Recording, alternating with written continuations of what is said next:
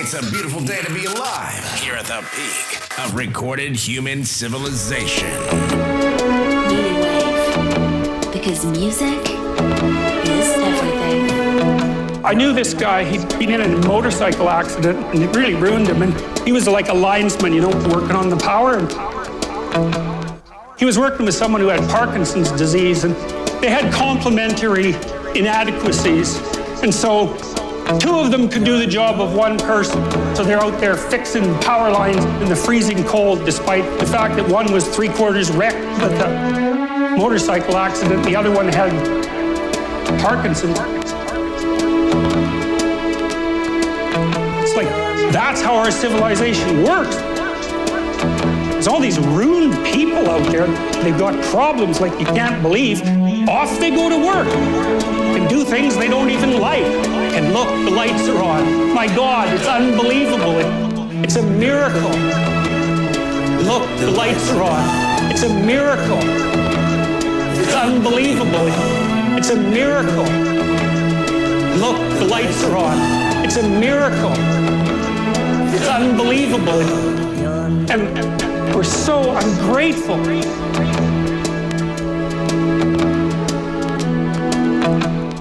College students, postmodern times, they're so ungrateful, you know? They don't know that they're surrounded by just a bloody miracle. A miracle that all this stuff works, that all you crazy chimpanzees that don't know each other can sit in the same room for 2 hours sweltering away without tearing each other apart, because that's what chimps do. Without tearing each other apart, because that's what chimps do. It's a miracle. Look, the lights are on. It's a miracle. It's unbelievable. It's a miracle. Look, the lights are on. It's a miracle. It's unbelievable. It's a miracle. Look, the lights are on. It's a miracle. It's unbelievable. It's a miracle. Look, the lights are on. It's a miracle. It's unbelievable. So, anyways, so, what happened? Well, I made some videos and I got to the bottom of some things, at least as far as I can tell. So I told you what the bottom is. Then I got this idea about what you might do about it, which isn't my idea. It's not my idea. It's an old idea. It's far older than Christianity. It's the oldest story of mankind. It's old. Get yourself together. Transcend your suffering. See if you can be some kind of hero.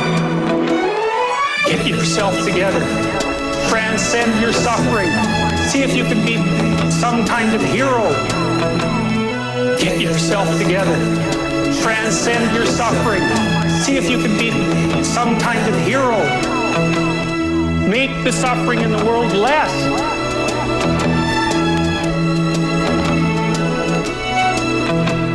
Well, that's the way forward, as far as I can tell. If there is any way forward. And that's what it looks like to me. So, that's it. Start where you stand, never mind the past. The past won't help you in beginning anew. And if you've left it all behind at last, why that's enough, you're done with it. You start where you stand, never mind the past. The past won't help you in beginning anew. And if you've left it all behind at last, why that's enough, you're done with it, you're through. This is another chapter in the book. This is another race that you have planned. Don't give the vanished days a backward look. Start where you stand, start where you stand. The world won't care about your old defeats if you can start anew and win success. The future is your time and time is fleet. Spare as much of work and strain and stress. Forget the buried words and dead despairs. Here is a brand new trial right at hand. The future is for him who doesn't dare. Start where you stand, start where you stand. Start where you stand, never mind the past. The past won't help you in beginning anew. And if you've left it all behind at last, why that's enough, you're done with it. You start where you stand, never mind the past.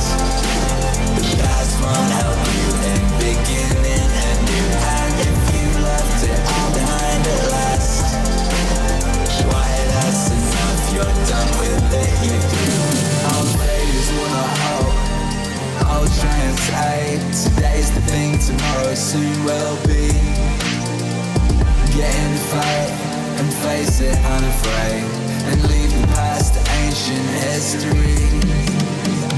What's been has been, yesterday's dead, and by it you were neither blessed nor banned.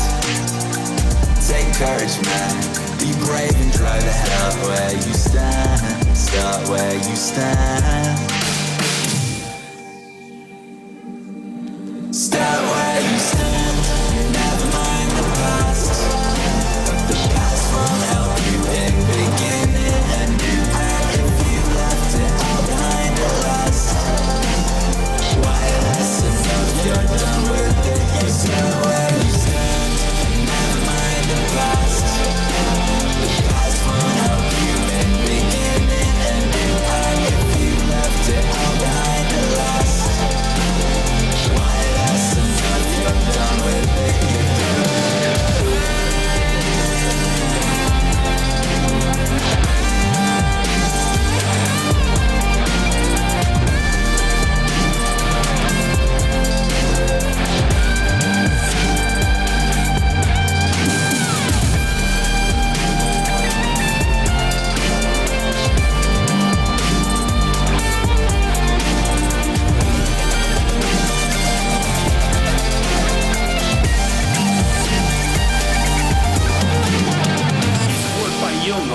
Back. It was a meditation on the injunction to treat your neighbor as you would like to be treated.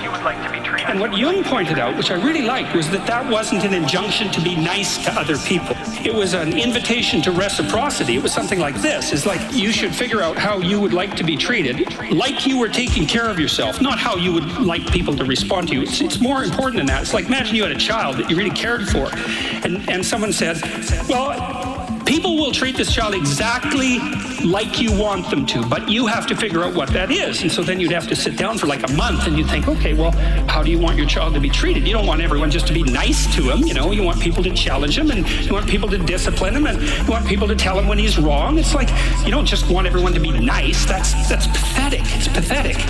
There's no challenge in that.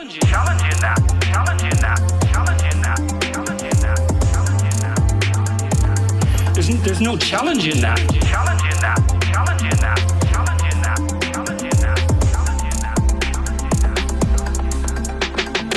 Human beings are self-conscious, and we know about our limitations, and we know about our weaknesses. And so we can have contempt for human beings in general because, we're just flawed and breakable and all of that. But we know ourselves better than we know everyone else. And so you have a very acute sense of how you're not up to scratch. And so that leads naturally to a sort of self-contemptuous attitude. People are more likely to give prescription medication to their pets than to take them themselves. Imagine someone that you treat well, that you love, then try to treat yourself that way. You got to detach from yourself a bit. You got to think, okay, well, I'm a person among other people, and I deserve at least as much respect as a person among other people. I should be trying to help myself across time.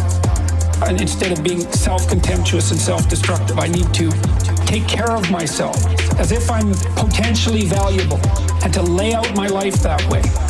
It's hard for people. They don't take care of themselves as well as they should.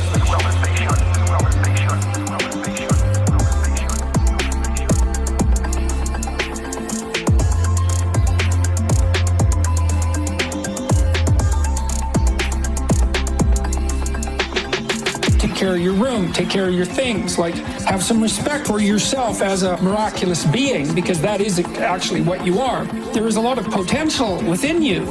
You're necessary more than you think to the unfolding of things. That's the thing about being an individual. It's the thing that Western civilization has always recognized, that as an individual, you have a light that you have to bring into the world, and that if you don't bring it into the world is a dimmer place, and that's a bad thing, because when the world is a dim place, it can get very, very, very dark. So it's difficult for us, because of that cultural heritage, to accept, to accommodate our common sense to the idea that the web might basically be playful.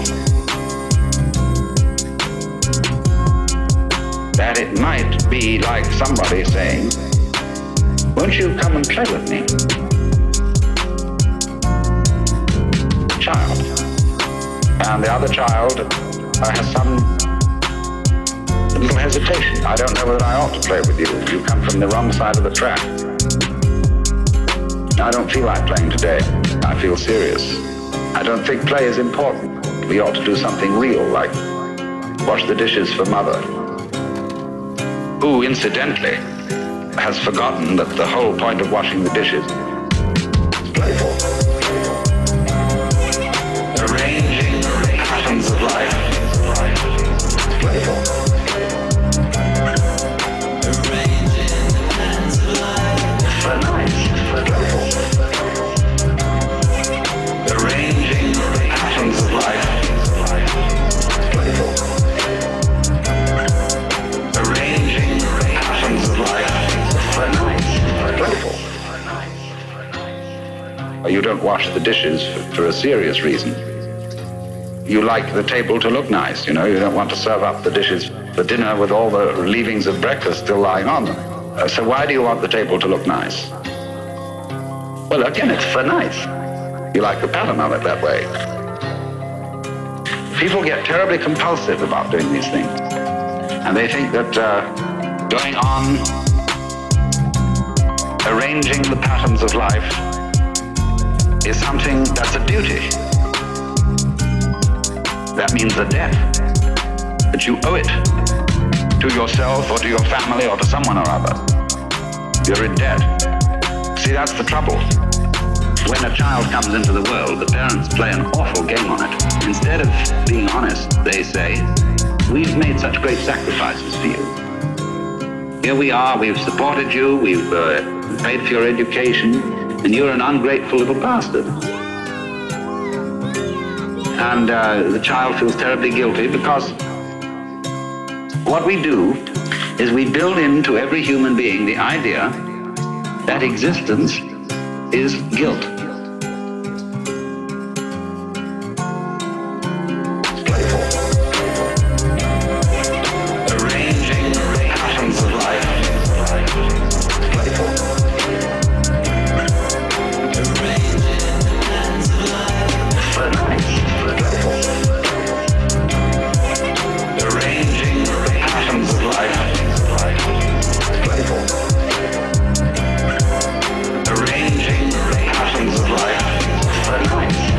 Existentialists make a big thing of this, and you watch out for them, because they're hoaxers, and they say that guilt is ontological.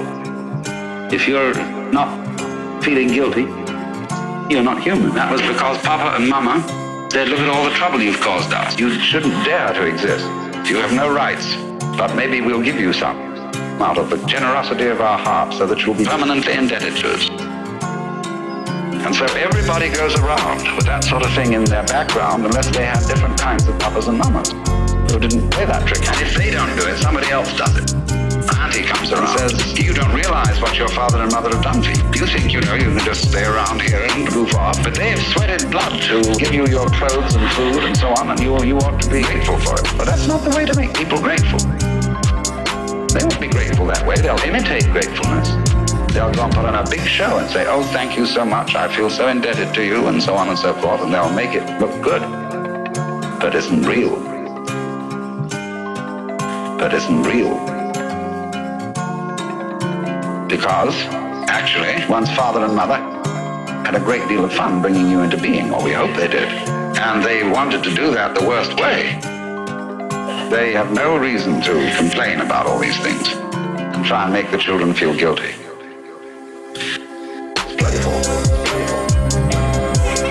Arranging patterns of life. Playful.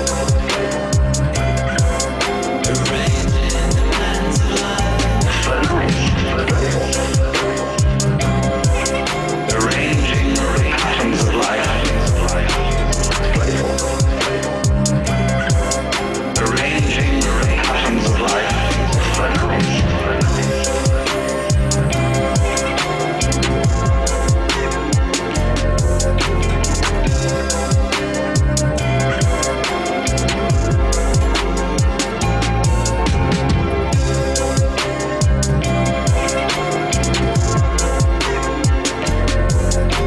Broadcasting live from the peak of recorded human civilization. Listening to Akira The Don. Some things are in our control and others not. Some things are in our control and others not. Some things are in our control and others not. Some things are in our control and others not. Hey, things in our control: opinion, aim, desire, aversion, and in a word, whatever our own actions.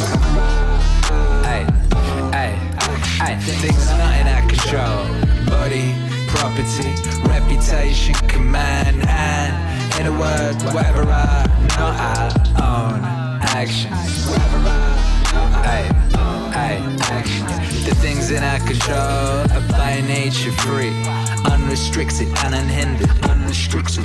But those not in our control are weak, dependent, restricted, alien, restricted, alien. Remember then, if you suppose the things which are dependent are also free, and take for thee what belongs to others, then you will be hindered, you'll lament, you'll be disturbed. You'll find fault with gods and men, you'll find fault with gods and men. Some things are in our control and others not. Some things are in our control and others not. Some things are in our control and others not. Some things are in our control and others not. But if you take for your own only that which is your own, of you what belongs to others, such as it really is, no one will ever compel you, no one will ever restrict you. You'll find fault with no one, you will accuse no one, you will do nothing against your will. No one will hurt you, you'll have no enemy, and you will not be harmed. Aiming there for such great things, remember you must not allow no tendency in yourself to be trained to attain those lesser things. Instead you must entirely quit some, and for now postpone the rest. But if you would both have these great things along with power and riches, you'll not even gain the latter, cause you aim at the former, and you'll fail at the former, by which alone happiness and freedom are achieved. Some things are in our control and others not. Some things are in our control and others not. Some things are in our control and others not. Some things are in our control and others not. Some things are in our control and others not. Some things are in our control and others not. Some things are in our control and others not. Some things are in our control and others not. Work then, so to say, to every harsh appearance, you are but an appearance, and by no means the real thing. And then examine it by those rules which you have, and first and chiefly this, and first and chiefly this, whether it concerns things in our control, or those which are not, or those which are not. And if it concerns anything not in our control, be prepared to say that it is nothing to you.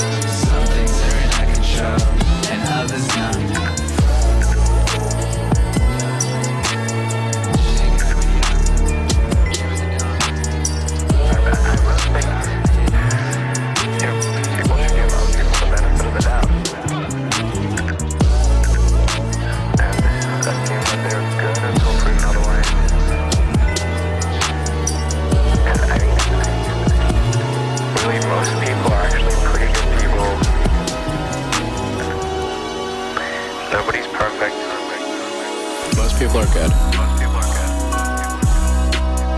Most people are good. The vast majority. Most people are good. They have to be. Most people are good. The vast majority. Most people are good. Most people are good.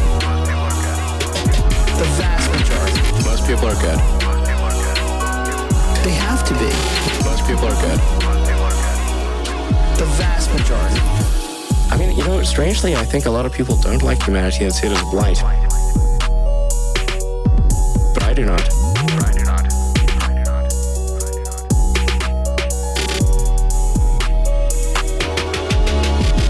This may sound corny, but love is the answer. Love is the answer. Wouldn't hurt to have more love in the world. Most people are good. Most people are good. The vast majority. Most people are good. They have to be. Most people are good. Most people are good. Most people are good. The vast majority. Most people are good. They have to be. Most people are good. I think, you know, I think people should be nicer to each other and give more credit to others, and don't assume that they're mean until you know they're actually mean. You know, just, it's easy to demonize people. You're usually wrong about it. People are nicer than you think. Most people are good. Most people are good. The vast majority. Most people are good. They have to be. Most people are good. Most people are good.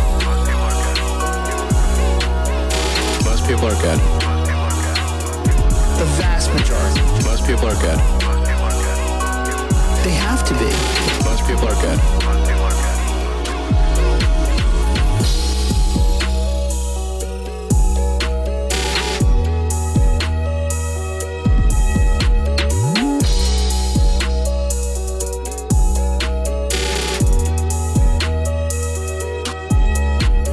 This may sound corny, but love is the answer. Love is the answer. Wouldn't hurt to have more love in the world. This may sound corny, but love is the answer. Love is the answer. Wouldn't hurt to have more love in the world. Love is the answer. Love is the answer.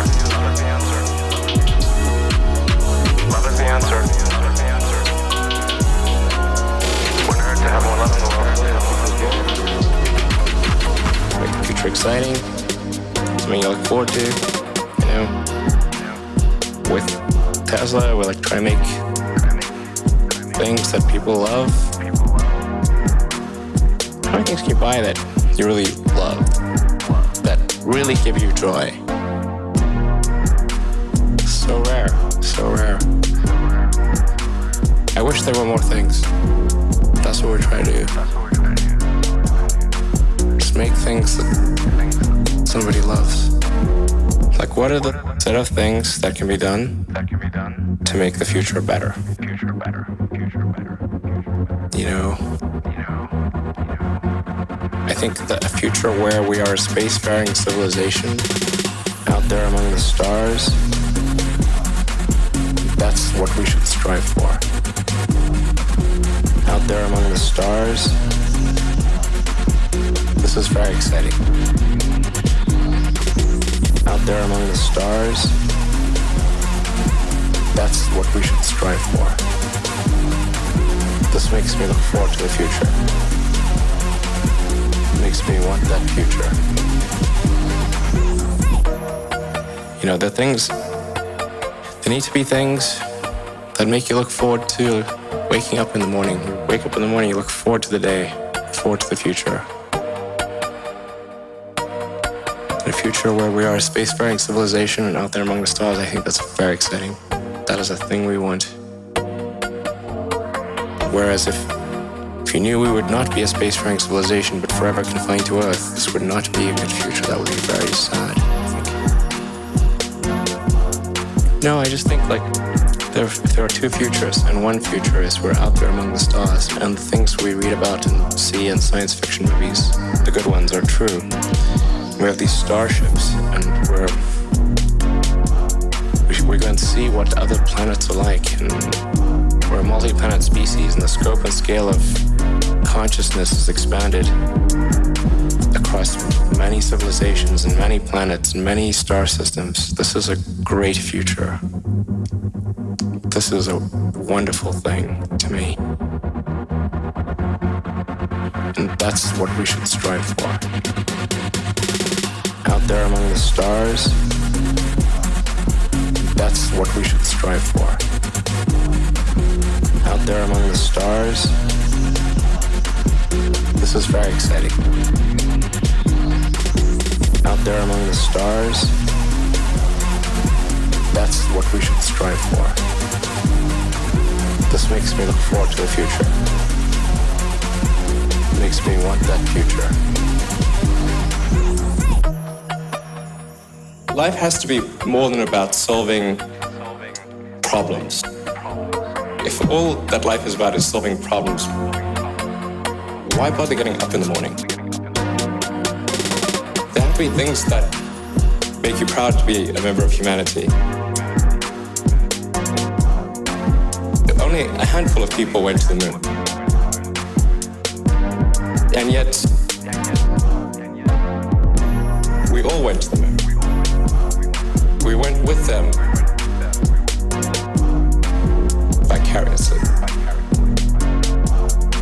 We shared in that adventure. I don't think anyone would say that that was a bad idea. That was great. We need more of those things. Out there among the stars, that's what we should strive for. Out there among the stars, this is very exciting. Out there among the stars, that's what we should strive for. This makes me look forward to the future. It makes me want that future.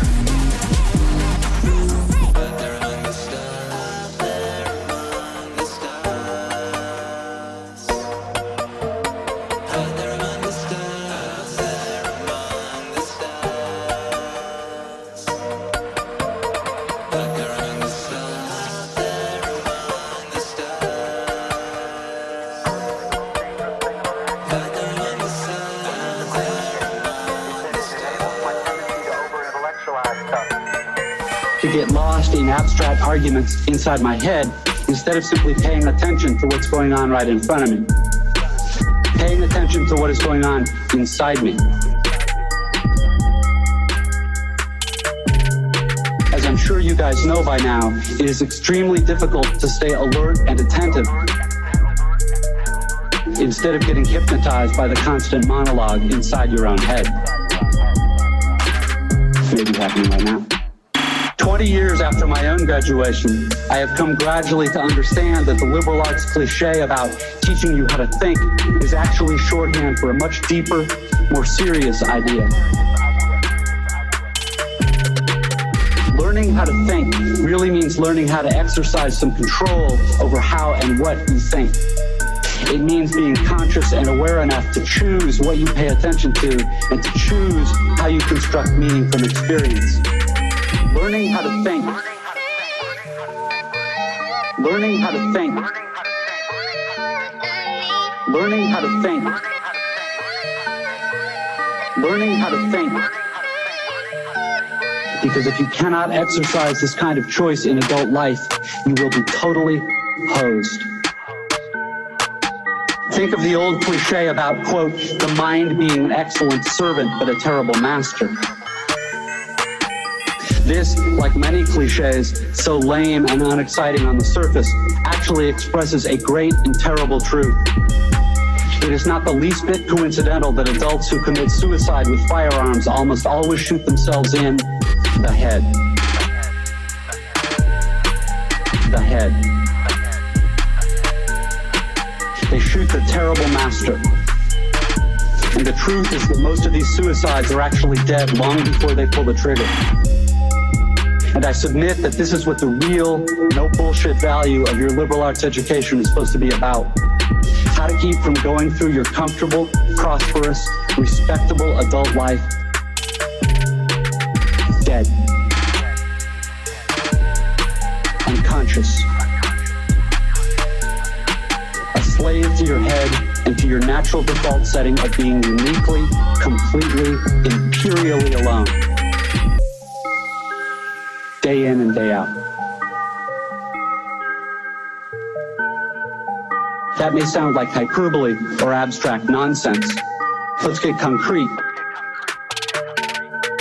The plain fact is that you graduating seniors do not yet have any clue what day in, day out really means.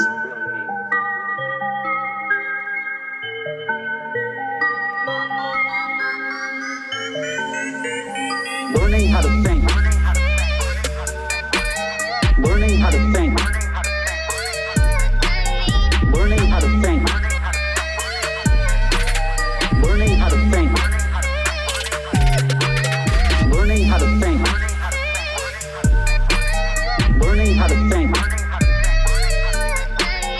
Learning how to think. Learning how to think. I'm a clinical psychologist, and I've spent 20 hours a week for 25 years listening to people tell me about their lives. And those people were people who were just barely hanging on to the bottom of the world, up to people who were so successful you can hardly believe it. Being a clinical psychologist, if you really listen, is like being immersed in a Dostoevsky novel all the time, you know, because it's amazing what people tell you if you listen to them, because they're so peculiar. Like they're like penguins or rhinoceroses or ostriches. They're unlikely creatures. Well, you got to improve, right? And you might think, well, I'm a real fixer-upper and I'm really embarrassed about that because there's 50 things wrong with me and like, look at that guy. And so now I feel all terrible because of the comparison and all of that. And first of all, it's unfair, especially by the time you're about 30. Your life has become quite idiosyncratic. Let's say your life has 8 dimensions: family, friends, intimate relationships. You're individually positioned in all those dimensions. Your life isn't like anyone else's life.